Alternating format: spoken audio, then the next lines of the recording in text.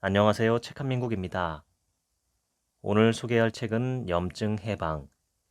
지은이는 한의사 정세연, 출판사는 다산북스입니다.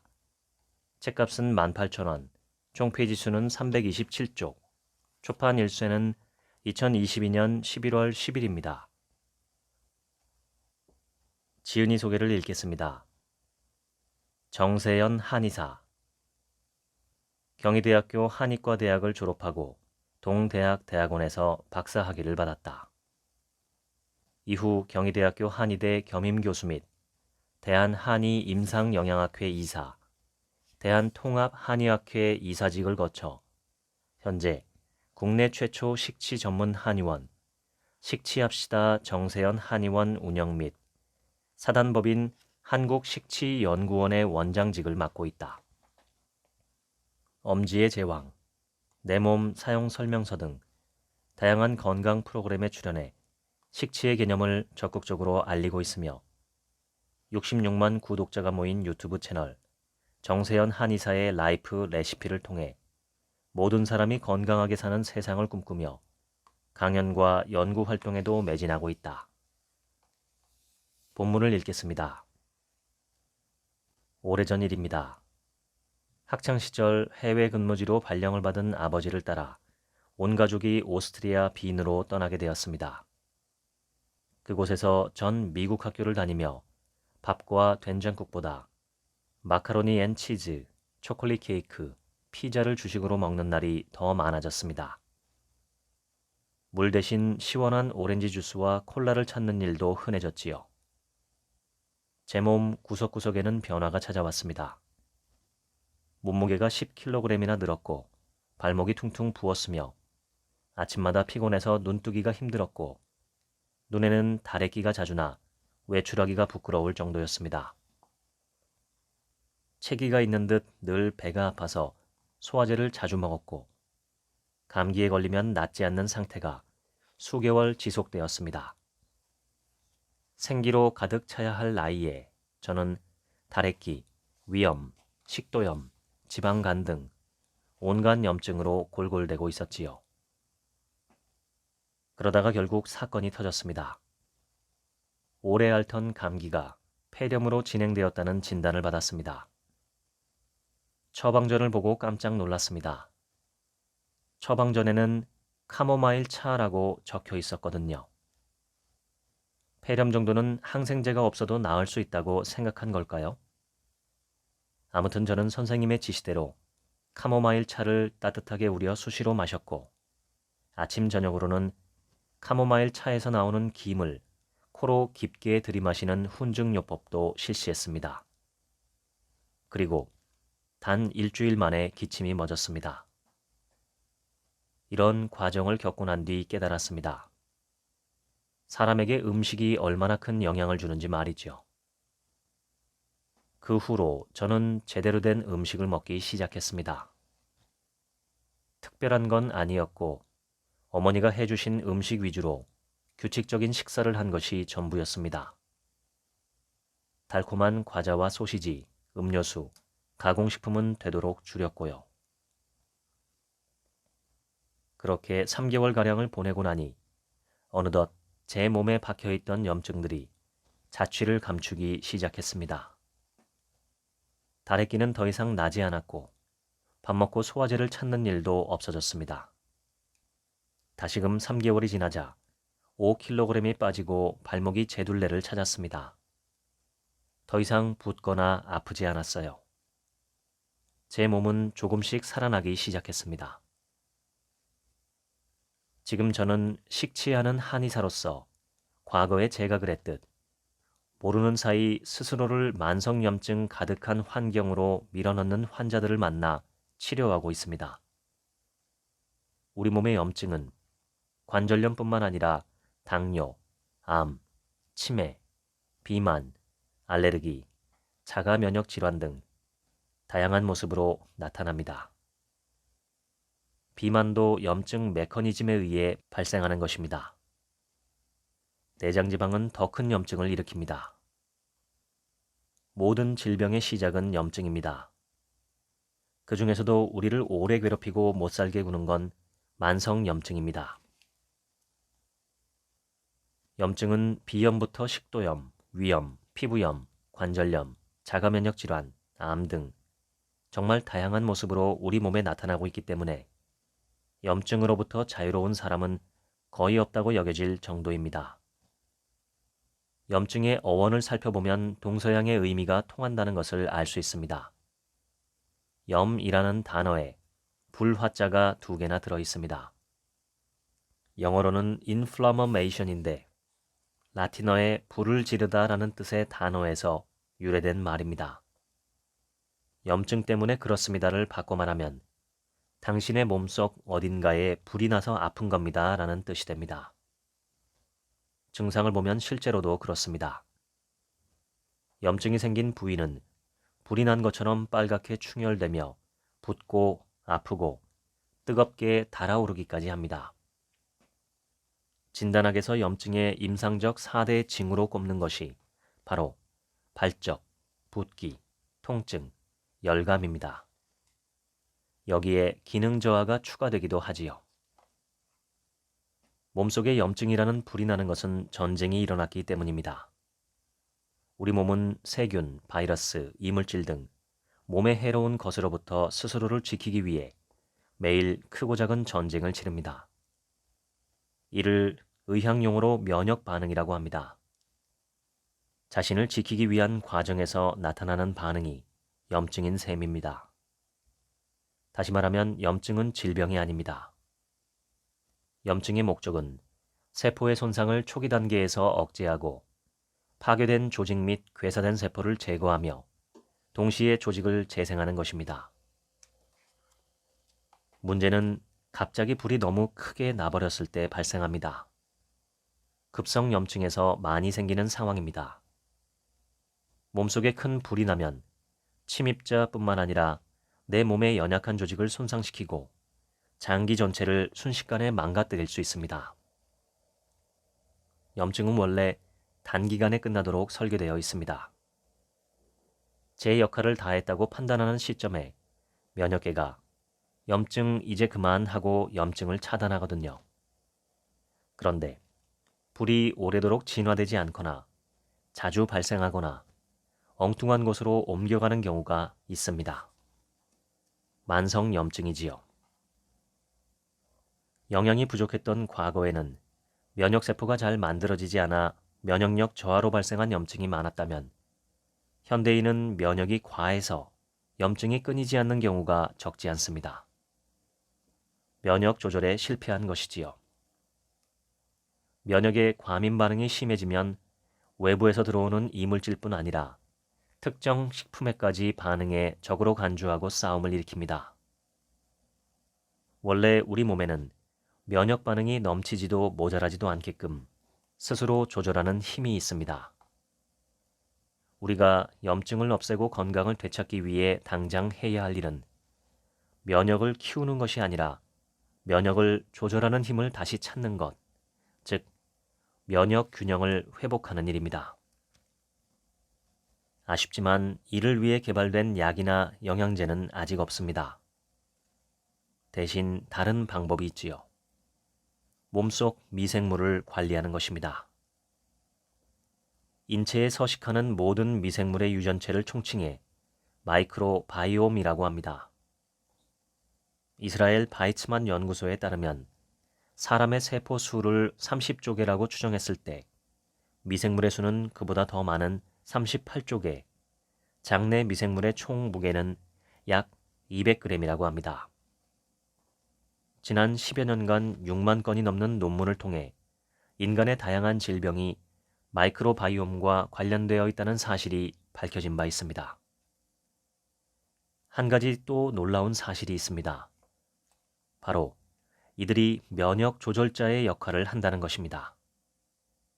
면역을 강화하거나 약화하기도 하고 염증 반응을 조절하고 심지어 뇌가 기능하는 방식까지도 통제하는 등 다양한 방식으로 우리 몸의 면역과 상호작용을 한다는 것이지요.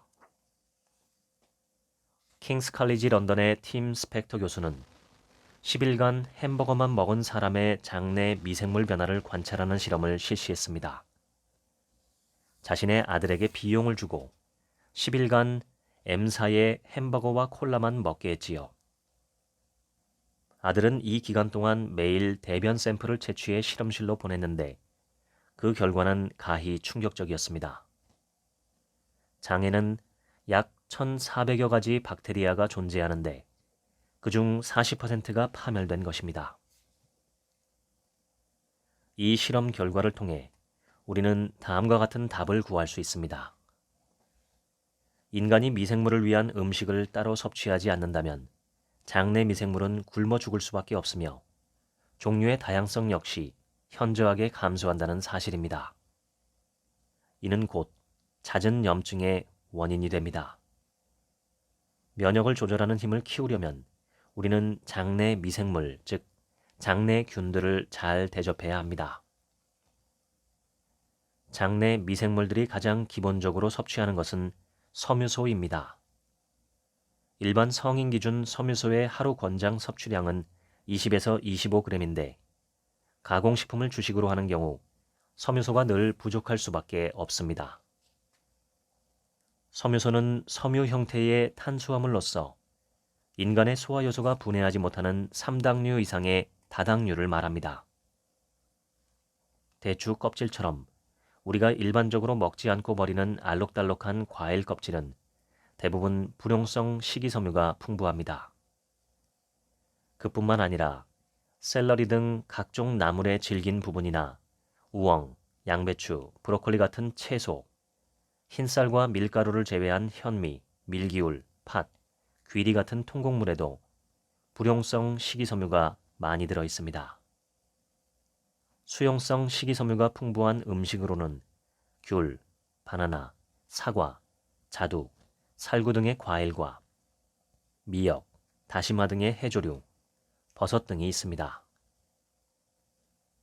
장내 미생물의 먹이가 되는 것은 주로 수용성 식이섬유입니다.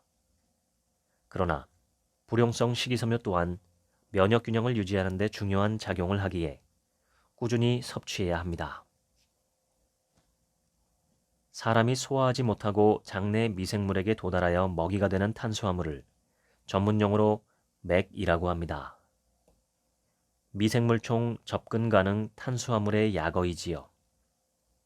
매 끼니 때마다 맥을 챙겨 먹는 이른바 맥 다이어트를 하면 장 공장이 매우 활발하게 돌아가고 각종 염증성 질환에서 벗어나는데 큰 도움이 됩니다. 맥에는 크게 7가지 종류가 있습니다. 장내 미생물의 다양성을 늘리기 위해 7가지 맥을 다양하게 섭취하되 같은 종류에 해당하는 맥 중에서 나의 체질과 현재 건강 상태에 맞는 음식을 골라 먹는다면 효과는 더욱더 좋을 것입니다. 첫 번째 맥은 통곡류입니다. 가공하지 않은 쌀, 밀, 보리 등의 곡류를 말하는데요. 백미가 아닌 현미, 밀가루가 아닌 통밀이 통곡물에 해당합니다. 두 번째 맥은 콩류입니다.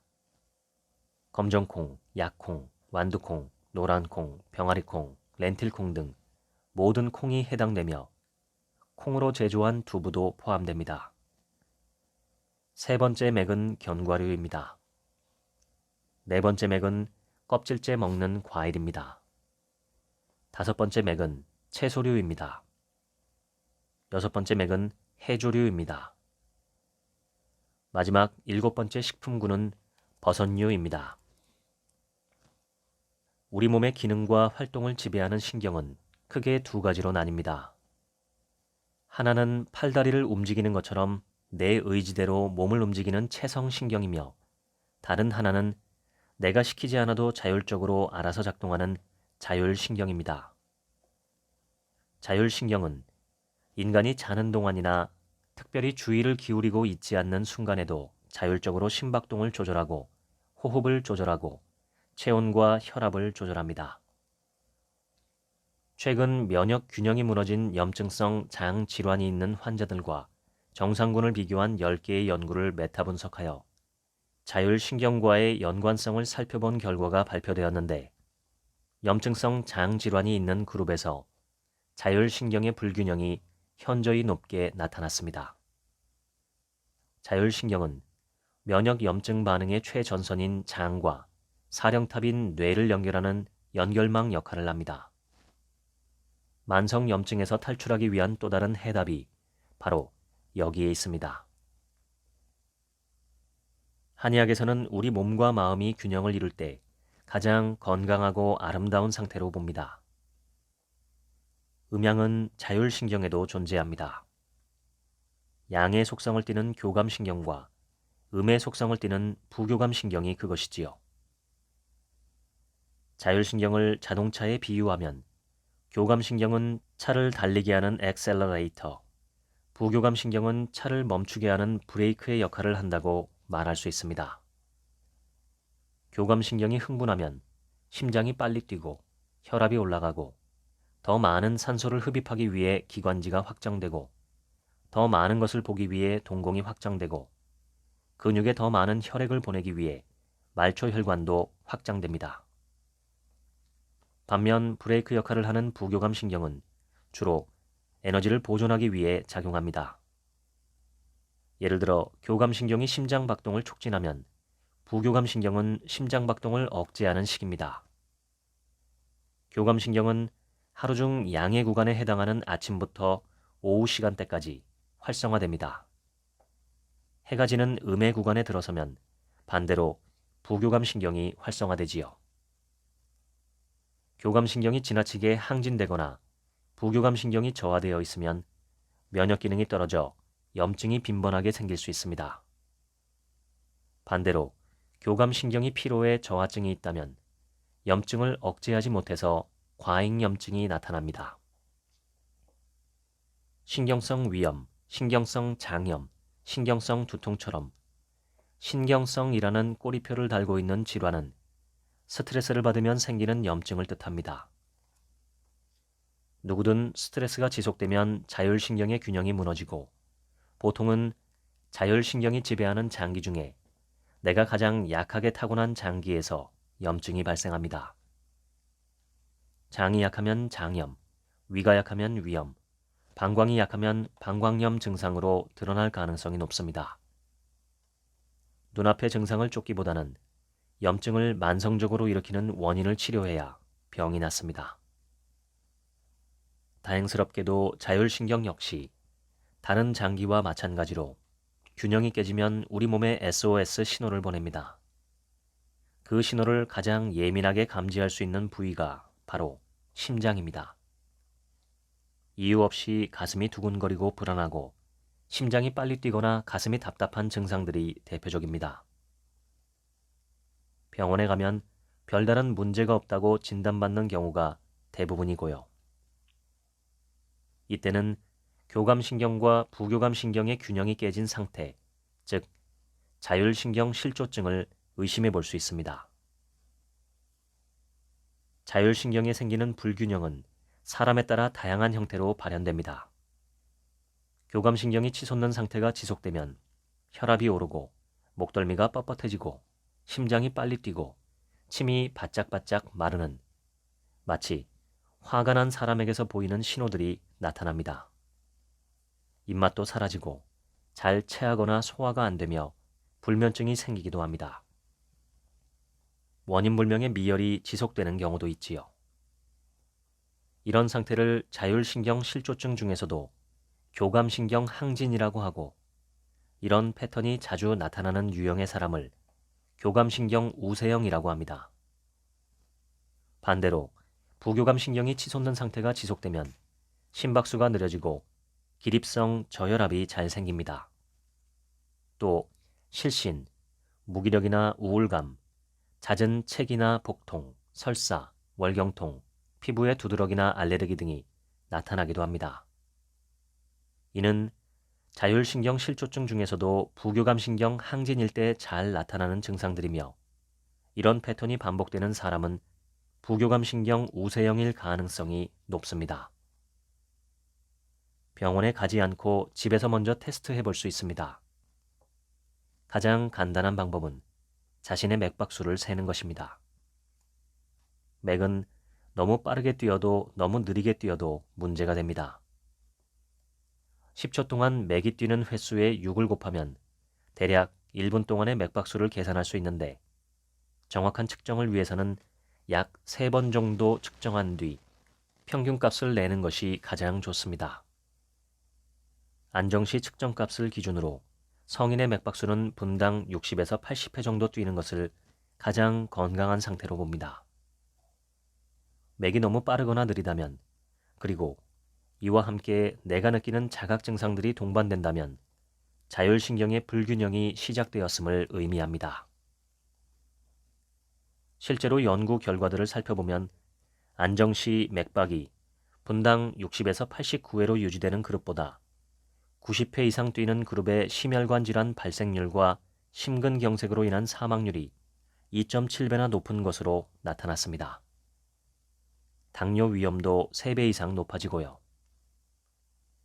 유방암 환자를 추적 관찰한 연구에서도 1분 맥박수가 85회 이상이면 65회 이하인 사람보다 재발률은 높고 생존율이 낮은 것으로 밝혀졌습니다. 그러니까 심장이 계속 불필요하게 빨리 뛴다면 이는 수명을 단축하는 일이 됩니다. 자율신경 실조증은 혈액검사나 엑스레이, 위내시경, 심장검사 등의 결과에서는 별다른 이상이 없다고 나오는 경우가 많습니다. 한의학에서는 이러한 상태를 미병이라고 봅니다. 미병은 글자 그대로 아직 질병은 아니지만 그렇다고 건강하지도 않은 상태를 말합니다. 미병은 질병과 건강 사이에 위치합니다. 내가 어떻게 하느냐에 따라 건강 쪽으로 나아갈 수도 있고 심각한 질병으로 진행될 수도 있는 상태라는 뜻입니다. 호흡만 제대로 해도 무너진 자율신경을 단 1분 만에 회복할 수 있습니다.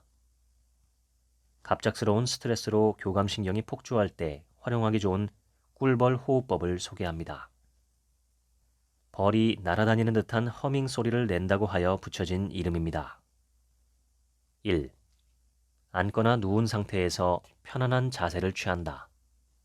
2. 평소대로 자연 호흡을 몇 번 들이쉬고 내뱉는다. 3. 입을 다문 상태에서 코로 숨을 마신다. 4. 훔이라는 소리를 내면서 숨을 천천히 내쉰다. 소리가 사그라들 때까지 진행한다. 5. 5회 반복한 뒤 평소의 자연 호흡으로 돌아와 들숨과 날숨을 편안하게 느껴본다. 꿀벌 호흡을 할 때 주의할 점도 있습니다. 가슴에 압박감을 느낄 만큼 또는 얼굴이 빨개질 만큼 강제로 호흡을 길게 이어나가면 오히려 부작용이 생길 수 있다는 겁니다. 꿀벌 호흡은 산스크리트어로 브라마리 호흡이라고 하는 호흡 테크닉입니다. 소리를 내면서 숨을 뱉으면 애쓰지 않아도 자연스럽게 숨이 길어지고 스트레스나 어지러운 마음을 진정시키는데 효과가 있습니다. 뱃살은 질병의 상징입니다. 뱃살, 즉 복부 비만은 복부 안쪽 내장기관 주변에 내장지방이 쌓이는 것인데 이 내장지방이 범인입니다. 한때 의학계에서는 내장지방을 단순히 먹고 다 쓰지 못한 잉여 칼로리를 저장하는 창고증으로만 여겨왔습니다. 그런데 내장지방은 생각했던 것만큼 수동적인 존재가 아니었어요. 빙산의 일부가 녹듯 내장지방도 시시때때로 녹아 간 문맥이라는 장과 간 사이에 위치한 혈관을 타고 들어가 혈액 속을 자유롭게 돌아다닙니다. 그러면서 고지혈증을 유발하고 나쁜 콜레스테롤 수치를 증가시킵니다. 더 충격적인 사실이 하나 더 있습니다. 내장지방의 세포에서 아디포카인이라는 염증 물질을 분비한다는 것입니다. 그래서 뱃살을 계속 달고 있으면 만성 염증 상태에 빠지게 됩니다. 내장지방이 쌓인다는 건 당뇨, 고지혈증, 지방간, 치매로 가는 지름길이 열렸다는 걸 의미합니다. 복부에 내장지방이 두둑하게 쌓이고 있다면 즉시 내장지방 다이어트를 시작하셔야 합니다. 하지만 무작정 굶는 다이어트를 해서는 안 됩니다. 요요 없이 다이어트에 성공하기 위해서는 단 2가지만 기억하시면 됩니다. 첫 번째, 다이어트를 한다는 사실을 몸에게 들키지 않게 하는 거예요. 내 몸이 위기의식을 느끼거나 지속적인 욕구불만 상태에 빠질수록 내장 지방을 줄이기가 더 어려워집니다. 개인차는 있겠지만 서서히 한 달 평균 2kg 감량을 목표로 하는 것이 가장 안정적입니다. 두 번째는 근육 손실을 최소화한 다이어트를 목표로 삼아야 한다는 겁니다. 총 5kg이 빠졌는데 알고 보니 지방이 아닌 근육에서 빠진 거라면 실패한 다이어트라고 할 수 있습니다. 지금부터 소개하는 굶지 않고 내장 지방을 가장 빠르게 뺄 수 있는 내장 지방 다이어트 10계명을 실천해 보길 바랍니다. 1. 식사는 길게 하기. 급하게 먹는 속도만큼 혈당이 치솟고 이를 조절하기 위해 췌장에서는 인슐린을 과잉 분비하게 되는데요. 혈중 인슐린 수치가 높으면 지방이 쉽게 쌓여 살이 잘 찌는 체질로 변합니다. 식사를 20분 이상 천천히 하는 습관을 들이면 뱃살이 잘 찌지 않습니다. 2. 수시로 물 마시기. 특히 다이어트 기간에는 수시로 물을 마시는 것이 좋습니다. 또한 물을 마시면 장 운동을 촉진해서 변비를 해소하는 효과도 얻을 수 있습니다. 3. 흰쌀밥을 현미밥으로 바꾸기. 백미와 현미는 칼로리 면에서는 큰 차이가 없지만 흰쌀밥의 혈당 지수는 70, 현미밥의 혈당 지수는 55로 현미밥의 혈당 지수가 흰쌀밥보다 현저히 낮습니다. 그뿐만 아니라 현미밥은 꼬들꼬들한 식감이 있기 때문에 자연스럽게 오래 씹게 되지요. 4. 밥은 소식하기. 밥은 적게, 반찬은 다양하게 먹는 것이 도움이 됩니다. 한 가지 주의할 점은 맨입으로 먹어도 괜찮을 만큼 반찬의 간을 싱겁게 해야 한다는 것입니다. 밥은 소식하고 반찬은 싱겁게 먹는 것이 핵심입니다. 5. 단백질 충분히 섭취하기. 밥, 빵, 면, 떡 같은 탄수화물 위주로 먹는 사람들은 자주 배가 고픕니다. 식사한 지 얼마 되지도 않았는데 배가 금방 꺼지는 일이 빈번하지요. 하루 적정 단백질 섭취량은 체중 1kg당 1g 정도로 계산하면 되는데 예를 들어 몸무게가 60kg이라면 하루 60g 정도의 단백질이 필요한 셈입니다. 식사할 때마다 두부, 콩, 생선, 계란, 닭고기 같은 단백질을 골고루 섭취해야 효율이 올라갑니다. 6. 저녁 식사 가볍게 하기. 저녁에 기름지고 칼로리가 높은 음식, 그리고 술까지 곁들여서 만찬을 하는 것이 습관이 되면 뱃살이 늘어날 수밖에 없습니다. 자기 전에 먹는 야식은 물론 금물입니다. 7. 간식 챙겨 먹기. 허기진 상태에서 식사를 하게 되면 백발백중 폭식과 과식을 하게 되지요. 그래서 식간에 허기를 면할 정도로만 간식을 먹는 것이 좋습니다. 아몬드, 캐슈너트, 해바라기 씨 같은 견과류, 카카오 99%의 다크 초콜릿 2조각과 물, 혹은 당근이나 샐러리 같은 채소 스틱 정도가 적절합니다. 8. 설탕을 멀리하기. 설탕은 중독성이 강합니다. 설탕은 뇌의 쾌락 중추를 자극해 도파민을 분비시켜 기분을 좋아지게 하는데 이 회로를 자주 사용하면 내성이 생기기 때문입니다. 문제는 우리가 의식하지 않는 사이 모르고 섭취하는 설탕입니다. 가공식품이나 음료수 등이 여기에 속합니다. 9. 걷기 운동하기. 내장 지방을 태우려면 대사 과정에서 산소가 필요합니다. 그래서 산소를 쓰는 유산소 운동을 반드시 하셔야 합니다. 유산소 운동 중에서는 오래 하더라도 지치지 않는 운동이 효과적인데 그 이유는 지방을 분해하고 녹이려면 시간이 오래 걸리기 때문입니다. 그래서 내장지방 다이어트 시 가장 추천하는 운동 중 하나가 걷기 운동입니다. 매일 45분에서 1시간 정도 꾸준하게 걷기를 바랍니다.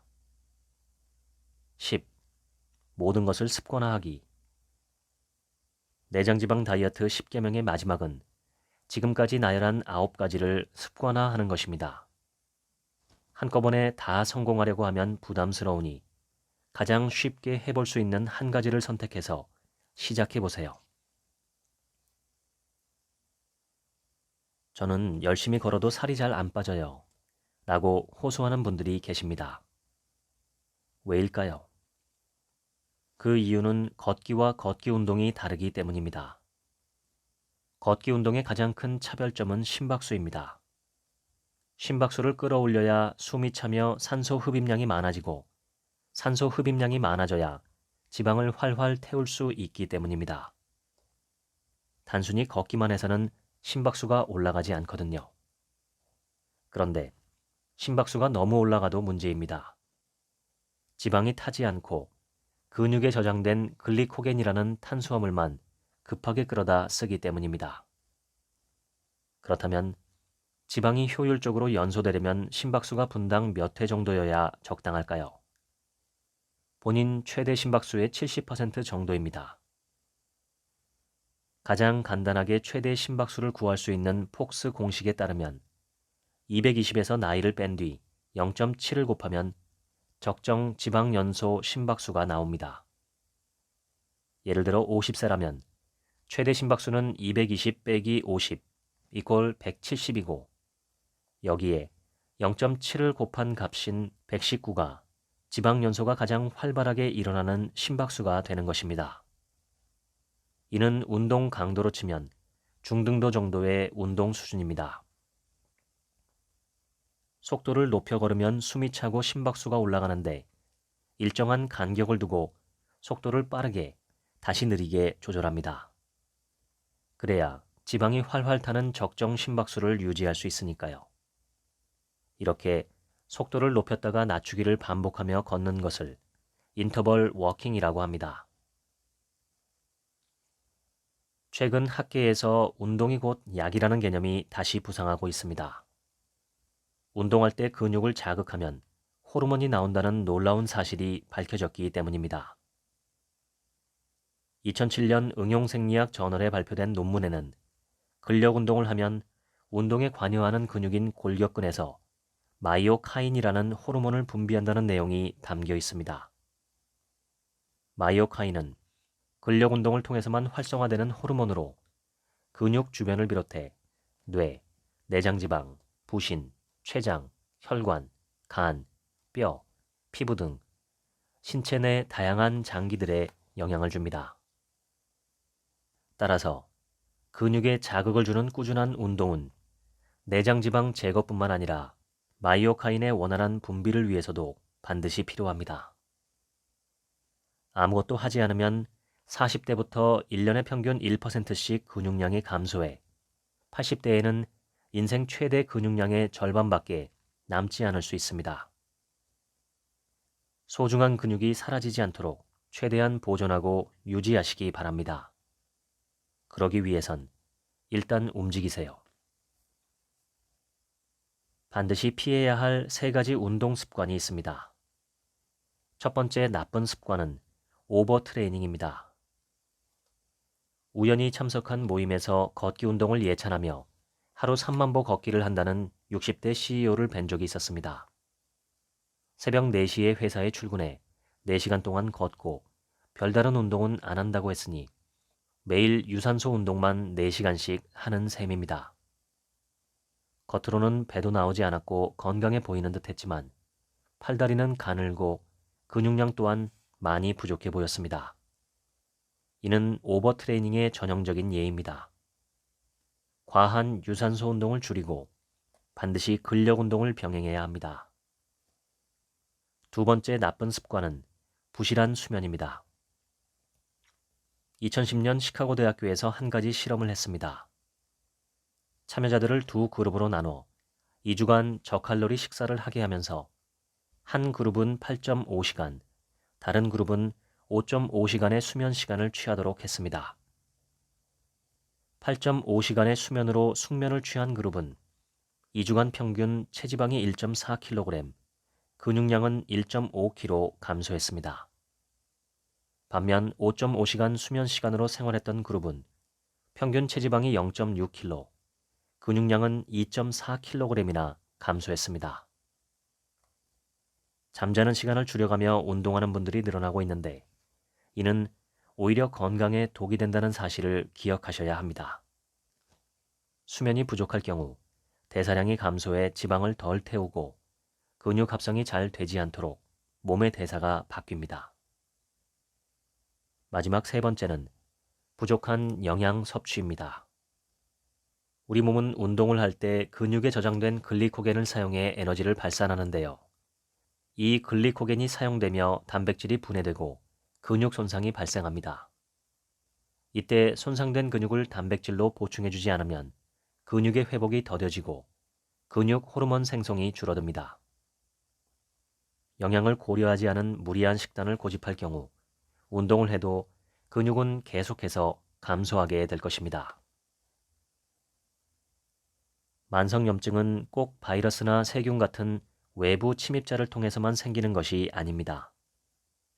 신체 내부의 요인으로 발생하는 만성염증도 상당한데 그중 만성염증을 일으키는 주범이 바로 설탕입니다. 스위스 취리히 대학교 내분비내과 교실에서는 29명의 건강한 남성에게 매일 설탕이 첨가된 음료를 마시게 했습니다.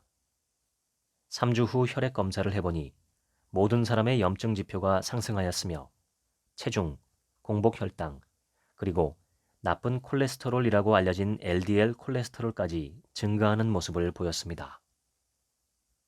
세계보건기구가 권장하는 일일 당류 섭취량은 2000kcal를 섭취하는 성인 기준 약 25g입니다. 3g짜리 각설탕으로 환산하면 8개 분량인데 콜라 한 캔에는 각설탕 10개가 들어있다고 보면 됩니다. 이 외에도 우리가 자주 섭취하는 빵이나 과자, 떡 등에도 알게 모르게 설탕이 많이 들어가 있습니다. 가공식품을 자주 먹는 사람이라면 매일 권장 섭취량을 훌쩍 넘기기 일쑤일 것입니다. 실제로 한국인의 평균 일일 당류 섭취량은 60에서 70g 수준이라 기준치를 훨씬 웃돌고 있지요. 당 독소가 끼치는 해악은 셀 수 없이 많은데 그 중에서 가장 치명적인 것은 뇌신경의 만성염증을 초래하여 서서히 죽어가게 한다는 것입니다. 뇌신경은 단백질로 이루어져 있고 시르투인이라는 효소가 분비되어 스스로를 보호하는데요. 당 독소는 뇌의 시르투인 수치를 떨어뜨리고 무력화시키기 때문에 치매를 앞당깁니다. 뇌신경의 염증을 부르는 당 독소를 줄이려면 가장 먼저 설탕을 비롯한 당 섭취를 자제해야 합니다. 당 독소가 가장 많이 측정되는 음식은 고온에서 직화로 가열한 육류입니다. 같은 재료를 요리할 때도 고온에서 굽거나 볶거나 튀기면 당 독소가 증폭되고 물로 삶거나 찌거나 데치면 당 독소 발생이 억제됩니다. 당 독소 함량이 높은 톱 10위에 드는 음식들은 모두 동물성이라는 것과 동물성 식품을 고온에서 가열한 것, 베이컨이나 소시지 같은 가공 처리 과정을 거친 육가공품이라는 것입니다.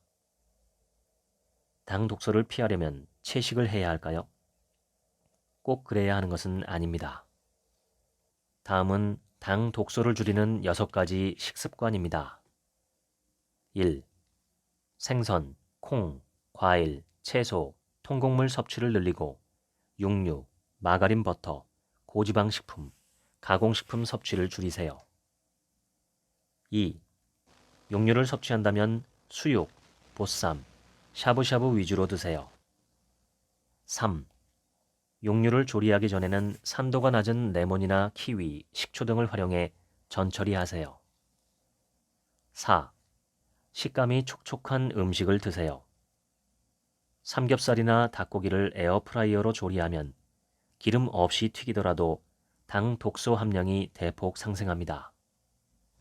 바삭한 겉을 살짝 제거하고 촉촉한 속 부분을 드세요. 구운 식빵도 마찬가지입니다. 갈색이 도는 바삭한 껍질에는 당독소가 많으니 안쪽 촉촉한 부분 위주로 드시는 것이 좋습니다. 5.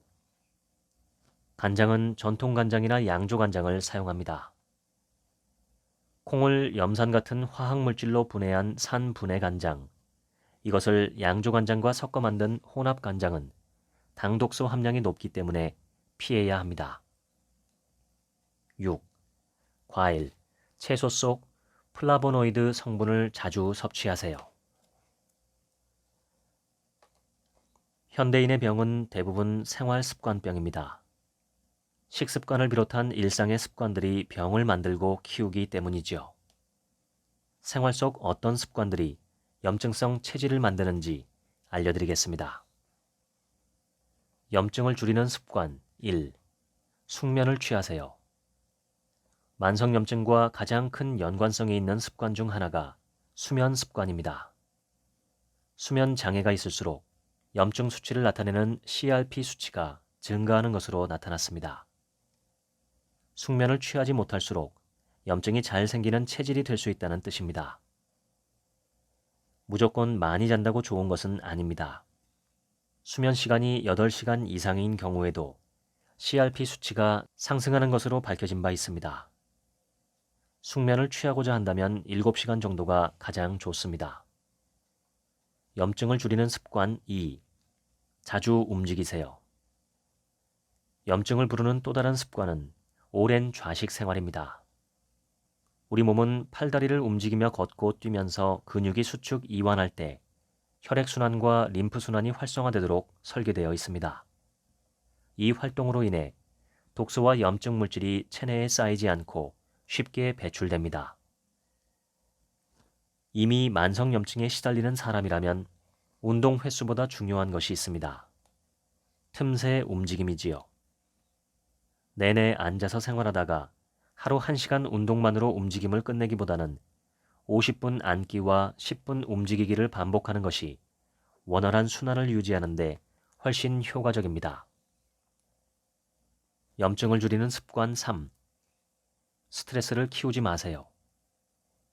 미국의 한 연구 결과에 따르면 스트레스 받아 라고 생각하는 사람들보다 나는 스트레스를 받지만 이것이 꼭 내 건강에 나쁜 영향을 미치지는 않을 거야 라고 믿는 사람들이 훨씬 더 건강하게 장수하는 것으로 나타나기도 했습니다.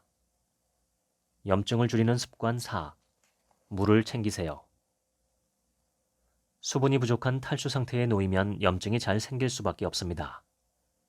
탈수 상태에 놓이면 혈액의 점도가 올라가고 끈끈해져 혈액순환 장애가 발생합니다. 또한 수분이 부족해지면 뇌조직에 노폐물 배출이 안 되어 신경조직에 염증이 잘 생깁니다. 몸무게의 0.03을 곱하면 내 몸이 하루에 필요로 하는 수분량을 구할 수 있는데 예를 들어 몸무게가 70kg이라면 2.1리터, 50kg이라면 1.5리터가 됩니다.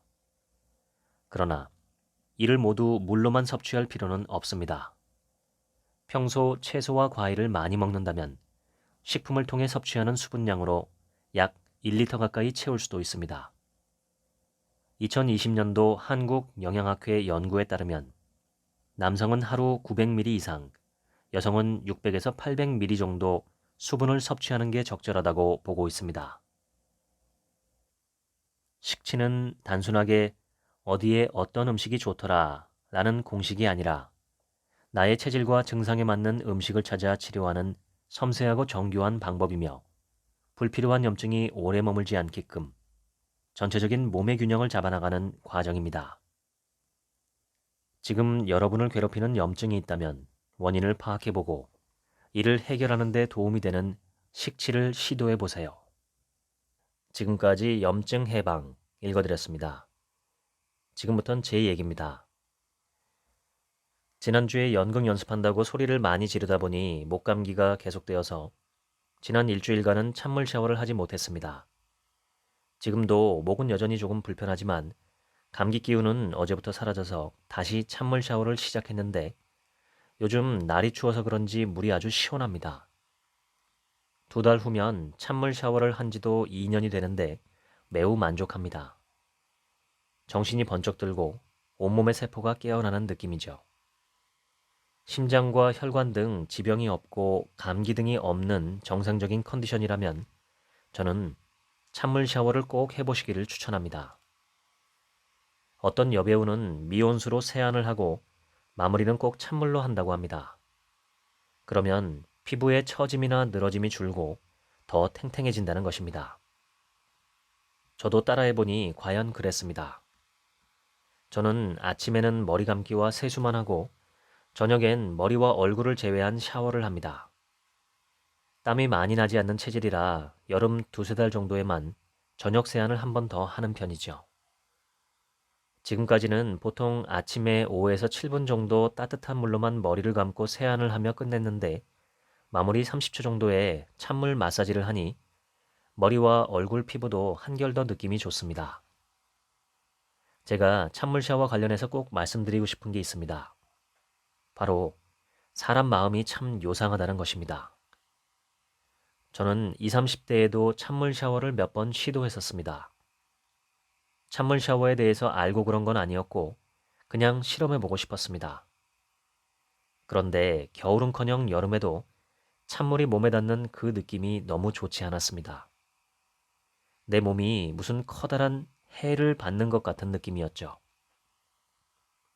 그런데 찬물 샤워의 이점을 깨닫고 2년 전 시작했을 때는 과거보다 나이가 더 들어서 몸에 오는 충격이 있다면 더 크게 느낄 텐데도 이것이 내 몸에 좋은 효과를 가져오는 약이다 생각하니 한결 덜 힘들고 견딜만 했습니다.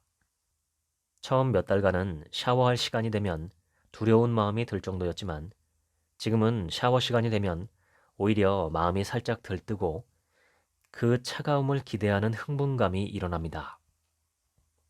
똑같은 찬물 샤워인데 그리고 몸 컨디션은 젊을 때가 훨씬 더 좋았는데도 마음가짐과 내가 바라보는 관점에 따라 내 몸이 느끼는 물리적인 감각과 그에 대한 해석마저 달라지는 이 현상을 보면서 저는 제가 너무 간사한 것인지 아니면 정말 세상 모든 일이 일체 유심조, 즉 내 마음먹기 따라서 천양지차로 달라지는 것인지 놀랍고 흥미로울 뿐입니다. 오늘 소개한 책 염증 해방의 키워드를 하나만 꼽으라면 저는 식치를 꼽겠습니다. 우리가 먹는 음식으로 몸을 건강하게 만들 수 있다는 것은 어찌 보면 너무 당연한 말인데도 우리는 아프면 병원 가서 치료받고 약 먹는 것만이 방법이라고 생각하는 경향이 있습니다. 의사나 병원 치료, 약물을 주된 치료라고 생각하죠. 이 책을 읽고 보니 저의 평소 생활 습관, 즉 식습관과 운동 습관을 바람직하게 유지해서 건강을 지키는 것이 가장 우선적이고 근본적인 치료이고 병원 치료나 약물은 부차적인 도구로 사용하는 게 자연스러운 모습이 아닐까 싶습니다. 제 어머니는 아프면 무조건 병원에 가야 한다는 믿음이 강했습니다. 그래서 저는 어려서부터 아프면 무조건 병원 가서 약 먹고 주사 맞는 생활을 해오다 보니 아프면 당연히 병원에 가야 한다는 의식이 강했던 사람입니다. 내 몸의 아픔이나 병은 내 소관이 아니라 병원과 의사가 알아서 할 일이라는 일종의 무책임한 마음이 있었죠. 그런데 제 아버지는 그야말로 아파서 죽을 지경이 아니면 어지간해서는 병원에 가지 않는 습관을 갖고 계십니다. 두 태도 모두 일장일단이 있습니다. 아플 때 병원만 쫓아다니면 자기 몸의 자생력이 약화되고 평소 자신의 생활 습관을 잘 관리하지 않게 될 위험이 있고 죽을 정도로 아파야만 병원에 간다면 작은 병을 크게 키워 위험할 수 있습니다. 중도의 길은 없을까요? 저는 이 책이 소개한 식치와 운동 등의 건강한 생활 습관이 바로 중도의 길이 아닐까 생각합니다. 현대의학에 도움이 필요한 부분은 반드시 그 도움을 받되 평소에는 내 몸 스스로 건강을 유지할 수 있게끔 잘 관리하는 것이죠. 당연히 내 건강을 내가 잘 돌보는 게 우선입니다. 힘이 약한 나라가 일시적으로 이웃나라 군대의 도움을 받더라도 그것은 정상적이거나 바람직한 상태는 아닙니다. 자주 국방을 할 수 있게 되는 것이 바람직한 것이죠. 건강도 마찬가지라고 생각합니다. 그런데 이러한 중도의 길을 가자면 한 가지 꼭 필요한 것이 있습니다. 스스로 잘 돌보는 것을 자치, 현대의학의 도움을 받는 것을 의치라고 임시로 명명하자면 자치에서 의치로 언제 넘어가야 하는지 그 변곡점을 알아차리고 결정하는 능력입니다. 그 능력은 어떻게 키울 수 있을까요? 저도 그 능력이 충분하다고 장담하지 못하지만 다음과 같은 세 가지 기준을 제시하고 싶습니다. 우선 가장 중요한 것은 추세입니다. 자치를 열심히 하는데도 병증이 점점 더 심해지는 추세가 지속된다면 의치를 고려할 타이밍입니다. 반대로 추세적으로 안정되고 있다면 자치를 계속해도 좋다고 봅니다. 특히 어떤 증상이든 초기를 넘어서는 단계에서는 현대의학의 물리적인, 화학적인 진단 도구들을 적극적으로 활용해 볼 필요가 있다고 생각합니다. 우리는 검사를 받게 되면 자동적으로 의사의 진료 계획에 따라야 한다는 생각을 갖고 있지만 그렇지 않습니다. 혈액 검사를 비롯해 각종 진단 검사는 적극적으로 받아보는 것이 좋습니다. 중대한 질병일 수도 있다고 의심되는 상황이고 정확한 병명이 나오지 않으면 최소 두세 곳 이상의 대학병원에서 검사해 보실 것을 권합니다. 서울대병원, 서울아산병원, 세브란스병원, 삼성의료원 이 네 곳이 보통 우리나라 4대 병원이라고 뉴스에 자주 나오는 곳입니다. 병명이 확실하지 않다면 이런 병원들 중에 두 곳 이상에서 검사를 해보실 것을 권합니다. 검사비가 비싸다고 생각하실 수도 있는데 장기적으로는 그게 훨씬 싸게 먹히는 방법입니다. 그리고 나서 의사가 제시하는 치료 계획에 대해서 즉시 수용 또는 즉시 거부하지 마시고 생각해 볼 시간을 갖는 걸 추천합니다. 우리나라는 워낙 진료 시간이 짧아서 길게 이야기할 수는 없으니 진료 계획을 들은 후에는 알겠습니다. 생각해보고 다시 오겠습니다. 라고 나온 후에 인터넷을 통해 내 길을 먼저 간 선배 환자들이 어떤 과정을 거쳤고 어떤 결과를 얻었는지 찾아보는 것입니다. 요즘은 같은 병을 가진 환우들의 인터넷 카페도 참 많아서 편리합니다. 충분히 숙고한 후에 병원의 치료 계획을 따르더라도 100%그 요구대로 따를 필요는 없습니다. 환자의 몸 상태 변화를 가장 정확하게 아는 것은 환자 자신입니다. 이것을 근거로 의사와 협의해서 진료 계획에 대한 수정이나 보완을 요구할 수 있고 병원에서 하자는 대로 하는 것은 바람직하지 않습니다. 스스로 판단해야만 합니다. 잘 모르겠다고, 머리가 복잡하다고, 의사가 훨씬 더 잘 알 거라고 그냥 포기하는 건 좋지 않은 선택입니다. 자치와 의치를 선택하는 첫 번째 기준은 추세이고 두 번째는 응급성입니다. 팔다리가 부러지거나 출혈이 심하면 우리는 당연히 응급실을 찾아갑니다. 그런데 의외로 응급 상황인데도 잘 모르는 경우도 있습니다. 대표적인 예가 설사입니다. 특히 식중독 등으로 인한 설사는 심하면 죽음에 이를 수도 있는 무서운 증상입니다. 증상이 있다면 즉시 병원에 가는 것이 좋습니다. 개에게 물렸다든지 녹슨 철에 긁혀 상처가 났다든지 하는 상황도 마찬가지입니다. 광견병이나 폐혈증, 파상풍 등은 초기에 막지 않으면 치료하기 힘든 아주 위험한 병입니다. 복통도 그렇습니다. 맹장이 터져 복막염이 되면 위험합니다. 이렇게 무언가 돌발적인 응급 상황이 벌어지고 있다고 느낀다면 즉시 택시를 타고 가장 가까운 큰 병원 응급실로 무조건 가야 합니다. 택시를 타러 나가기 힘든 상황이라면 즉시 119에 전화를 해야 합니다. 119나 112에 전화하는 것을 꺼리는 분들도 꽤 있는데 저는 저의 상황 때문에 전화를 건 적은 한 번도 없었지만 주변 사람들이나 주변의 상황이 뭔가 이상하다 싶으면 즉시 112나 119에 전화를 거는 편입니다. 밤에 음주운전 의심 차량을 신고한 것도 여러 번인데 끝까지 따라가서 꼭 잡고 싶었지만 경찰이 위험하다고 제지해서 그만뒀었죠. 갑자기 연락이 끊긴 지인의 실종 신고를 해서 경찰이 지인을 찾아낸 적도 있었고, 옆집에서 몇 주 동안이나 같은 시각에 탁상시계 알람이 울리는데 아무도 끄지 않는 일이 반복되기에 혹시 누가 쓰러져 있나 싶어서 경찰에 신고하기도 했습니다.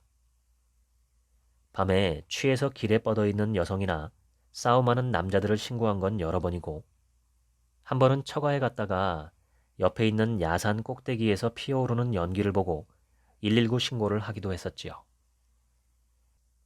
추세와 응급성에 이어 세 번째이자 마지막 기준은 중대성입니다. 때론 작은 증상이 큰 병의 전조 증상인 경우가 있습니다.